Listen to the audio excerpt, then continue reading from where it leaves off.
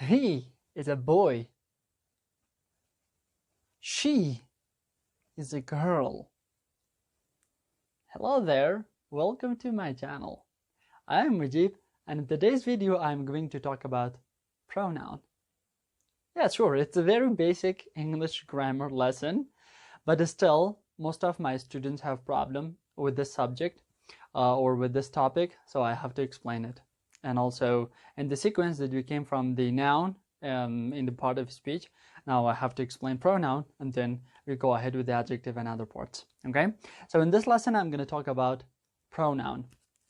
So what is pronoun? As I defined pronoun in the first lesson of the parts of speech, I said that pronoun is a word used instead of a noun.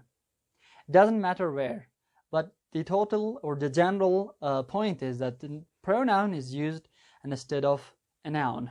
Okay, good. Now all the nouns are not the same. You know that, right? The nouns are different.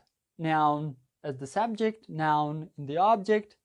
You know the subject and object, right? I defined them in the previous lesson, so you do have to watch those videos, because if you don't know the subject and object, then you don't know what am I talking about. So noun which is the subject, noun which is in the object, noun shows a possession,